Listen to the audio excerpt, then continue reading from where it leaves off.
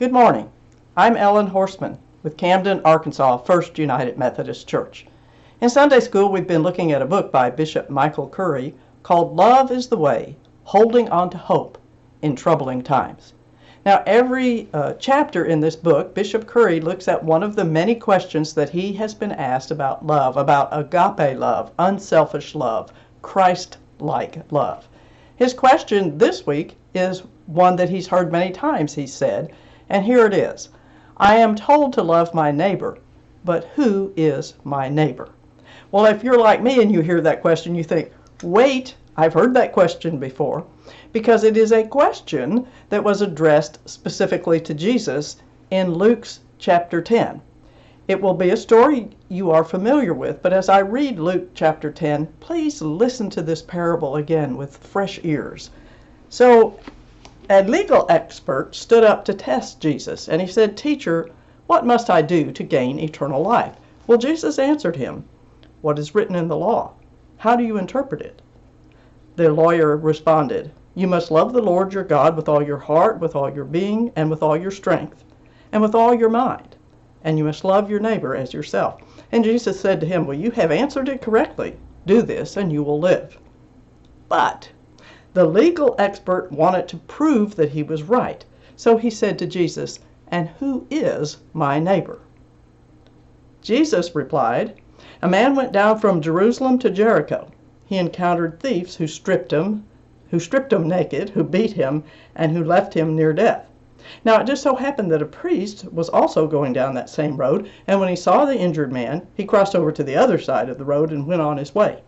Likewise, a Levite came by, and he came by that same spot. He saw the injured man, and he crossed over and went on his way. A Samaritan who was on a journey came to where the man was. But when he saw the man, he had compassion upon him. The Samaritan went to him and bandaged his wounds, tending them with oil and wine. Then he placed the wounded man on his own donkey, took him to an inn, and took care of him.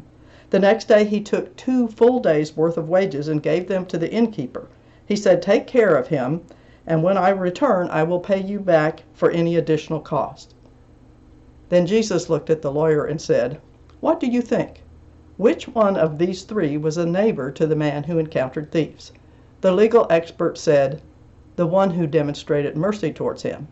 And Jesus told him, Go and do likewise. So, of course, we've heard that parable before about who is my neighbor, and the whole reason for this parable called the Good Samaritan was for Jesus to give an explanation as to who is our neighbor. You see, the problem I think we have, I think often, is that we just simply don't see our neighbor. I don't think very many of us are just so totally cruel that we're indifferent to someone who has a need. But a lot of times we don't see that they have a need, or we have trouble seeing them as a person, or we get stressed with everything else that is going on, and we don't necessarily notice those around us. If we use the story that Jesus tells, you have a priest and you have a Levite on their way to Jerusalem. Now the road that they're on, this is the road that runs from Jericho to Jerusalem. Apparently it was a twisty, windy road, lots of shadowy places, lots of places where thieves could hide. So most people did not travel it alone because it was too dangerous to do that, which tells us a little something about this traveler, like he might not have a whole lot of sense that he's out there traveling on his own. So he may be an innocent victim. Well, I guess he is a victim, but he might have been a stupid victim. We don't know that for sure. But the priest, why wouldn't he stop? That's the person you would think would stop. Well, what was he doing? Not certain, but there were so many priests that they were divided into cohorts of about 24. And each of those cohorts could serve in the temple 2 different weeks of the year. So maybe the priest was on his way to the temple for one of those 2 weeks in which he gets to serve, the ultimate service of worship. But if the man is dead, if he goes over and the man's lying there left for dead, and if he goes over and finds that the man is dead, if he touches a person who is dead, the priest becomes unclean, and he won't be able to do his important ritual duties in the temple. We don't know why the Levite, also a church member, a person that helped take care of the priest in the temple, we don't know why he goes on his way, But there are a lot of reasons we could think of. For one thing, as I told you, the road is dangerous. This would be a nice little trap to have someone lying there pretending to be hurt, and then you go to see about them and the others come out and pounce on you. But for whatever reason, he hurries on his way. So was the Levite afraid? Was the priest too busy with something else that he felt God was calling him to? And what about ourselves? Do we miss opportunities, often, maybe even daily, miss opportunities to serve or miss opportunities to see other people as our neighbors and to care for those in need because we're afraid, because we're just too busy, because maybe we're just too overwhelmed? I mean, if you begin to see all the problems around you, you kind of go crazy, since we have a tendency to think that everything depends on me or everything depends on me and the church, instead of seeing that God is at work in and around us. And so it may be also because we see people that, yeah, they're in a bad situation, but they got themselves in that situation. They're the ones that caused the problem for themselves. Why do we sometimes see our neighbors like this, instead of seeing them as a neighbor, instead of seeing them as somebody God calls us to love? Well, it's easy to do that. And I'm going to fall back now to a tendency that we have to see people either as an it, or maybe to see them not at all. The philosopher Martin Buber said that we tend to relate to the world around us as either I, it, or I, thou. That's relating to the whole world around us. In Buber's explanation, that when we could see something as an it, something that's outside of us, or we can see something as a thou, something or someone with whom we have relationship. And often, church people or a church will unwittingly make people around us into its. I mean, not that we literally think of them as an it, but we don't engage with them and see them as fellow humans, or, you know, we just kind of put the blinders on and we don't see them. This happens all the time. In Curry's book, basically his chapter is just an extended explanation of one church that he dealt with as an example of this. But this church, called St. James in Baltimore, was filled with good people. Now, it was in a downtown neighborhood, and over the years, a lot of this African-American church, a lot of the people in the church had begun to make good wages, a good middle-class wages, and like other people, they had moved out more towards the suburbs, but still came into the church. But they began to see themselves differently than the neighborhood around them, which was becoming more and more poor and more filled with gangs and children who had maybe one parent in jail, families that were just barely getting by on welfare. Now, Bishop Curry says that the people in the church were good people. They were faithful in worship. They were faithful to serve the church in all the needs that the church had. They were generous in giving money and sometimes their time to help with ministries to the poor. But they very seldom did they actively engage with the poor people who lived all around the church. Curry says his best way of explaining that is, and I'm going to read what he says about this church, by reputation, the church was not defined by its spiritual life, but by its thriving social life. There were 9 guilds that effectively operated as party clubs. And he said that each guild or little section within the church would try to outdo the others in having their big Christmas party or whatever it might be. Well, you see, I see that happening a lot with churches. I've always called it the social club mentality. We get in a church, we become a community, which is good. We should do that. But then sometimes we become so self-absorbed that we begin to exist for our own reason. A Bishop William Temple once said that the church is the only society that does not exist for the good of its members. A church is the only society that does not exist for the good of its members. But unfortunately, it is all too easy for us as individuals and for a church to drift towards existing primarily for the good of its members. Well, what do I mean by that? We have an active Sunday school, and we should. We're teaching the young people, and we should. But then we begin to put all our energy into that, or we might put all our energy into making the building as beautiful as it can be so that it's welcoming and inviting. And we put all our energy into making sure that the youth have a good, lot of fun activities. These are good things, but they can't be the exclusive thing that we do.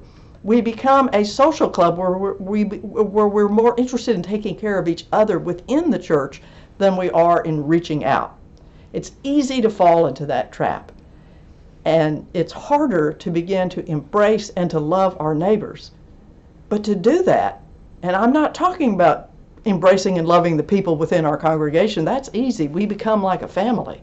But we need to be going outside of our walls. We need to be going out to the society that is really around us. So if you're a St. James in the middle of an inner city, that means the poor folks in the neighborhood there. To do that, and the only way that we do that, I think, is when we begin to enter into the I and thou way of looking at people, when we begin to see people as other people with whom we can have a relationship. Here's how Bishop Curry explains it. He says, I, thou recognizes the other person as an active subject, a human spirit whose truth can be understood only through relationship. You can't own a thou. You can't stereotype a thou. You can't ignore a thou. You can't throw away a thou. The loving way to experience others is through relationship, which requires you to forget what you think you already know and open yourself up to new possibilities. So what we're doing is looking beyond ourselves and opening ourselves up to new possibilities. This doesn't have to be complex. It can be as simple as sitting at the table with someone who has come in for one of our Monday night meals. Now, I know we can't do that right now because of the pandemic, but sometimes the ladies running the Seuss table would get a little frustrated because they wanted each group that came in to take time to visit the neighbors. And I totally get it, because I've been one of the groups that was cooking, and if you get really involved in that cooking and you're rushing and you're serving, you're doing good things. But sometimes it's hard to remember to stop doing that and go sit down with the people who are our neighbors, who have come to eat with us, and to get to know them. Now, once in a while, not often, but once in a while I might do things right. So I remember in particular one time early on, 3 or 4 weeks after they'd gotten started, I sat down at a table with a young lady, and her son. And do you know, to this day, I see her all over Camden, and I can call her by name, and she lights up and calls me by name. And this is all because we spent a little bit of time sitting at a table with each other and getting to know each other as human beings. Or I can give another example. When I went on my first mission trip with Ozark Mission Project, we went to West Memphis. And of course, the neighborhood we were going into was the hood of that day. This was way back when all the talk was always about these gangs, about the Crips and the Bloods, and we were sternly warned not to wear any kind of a bandana, to be careful about what colors we displayed. There were going to be police patrolling the neighborhood, not to worry about that, but nevertheless, we were told there are gangs in these neighborhoods. So I'm out there. We had a trailer that we pulled behind the van that I was driving, and it had a big wooden box on it that I kept tools in. So I took our 5-gallon jug and I set it up on top of that box so that it would be easier to get to. Well, I'm off of the ladder. I think we were painting, and I'm coming over to get some water, and I'm pouring myself some water. And here come some guys down the road. And boy, do they look rough. And they've all got on their bandana, all wearing the same colors, all kind of doing that tough guy strut, looking around, seeing what they can do. Or anyhow, that's the way they appeared to me. And they're walking along, and they look over at me, and one of them hollers over, "Hey, lady!" Oh my gosh. I wondered, what do these guys want? I said, "Yes? Hey, lady, it's really hot out here. Could we have some of that water?" Oh, Well, I was happy to give them some water, and really happy that my husband had insisted upon putting a big long tube of extra cups in my van. So I poured them water and handed it to them one by one, and they thanked me for it and asked me what we were doing, and we exchanged some pleasantries that you do, the small talk about weather and that sort of thing. And then I gave them all another glass, and they thanked me and said it sure had been nice talking to me. In a little bit, here came a fellow from across the street. He had been over in a vacant lot with a push mower, and I mean a push mower, the old-timey, not powered, but the manual push mower, and he had forgotten to bring his water. Could he have some water? And I ended up out all day long getting to share water with people. That was a connection we made that made us all the same and helped me to see these people as my neighbors, not some poor folks that I had gone to help. And of course, I couldn't help but hear Jesus saying, when you give a cup of water to one of the least of mine, you've done it for me. All because we took a little bit of time to connect, to see the other person as a person. These were no longer a threat, these people. They were somebody that I shared water with and chatted with. And the Samaritan in the parable that I read a little bit earlier, the Samaritan in the parable that we tend to label the Good Samaritan, this was a person that could see another person as a thou, as someone that you could have a relationship with, as someone that you could sympathize with. I will say that the Samaritan was absolutely the last person that anyone would have expected would be helping the traveler. Certainly, the audience that Jesus spoke to would not have imagined that the Samaritan was going to do that. Because you see, the Jews and the Samaritans hated each other. They had a great deal of animosity. It goes back to the fact that the northern kingdom where the Samaritans lived, when it was taken over, the people intermarried with the conquerors. Well, when the southern kingdom, when Judah was taken away, and then when some of them were allowed to come back, they never intermarried with those Gentiles. And as a result, when they came back and they were going to build the temple, the Samaritans that were still left in the northern kingdom offered help. Oh no, it was turned down. And this animosity existed between them. So I'm going to say that a Samaritan was very much looked down on. As a matter of fact, one way for a Jewish man to really heap an insult on another Jewish man of that day was to call the other fellow a Samaritan. As a matter of fact, if you read, let me think here for a minute, it's John chapter 8, about verse 48. The Pharisees and the Sadducees have been fussing at Jesus and getting upset with things that he's saying. And finally, one of them says, aren't we right to call you a Samaritan or a demon? So they call Jesus a Samaritan. It's not that they don't know he's Jewish. It's what they're saying is, you are as wicked, you are as evil, you are as useless as a Samaritan. Even the traveler himself may have had trouble seeing the Samaritan as a neighbor before the Samaritan stopped and took care of him. So the very last person that we would expect. But we too can begin to experience other people as our neighbors. And like I said, sometimes it just takes a small thing. When we finally get to go back, if we ever do, to normal life, when we get to go back inside on Monday nights and have Sue's table, I encourage you to go up there.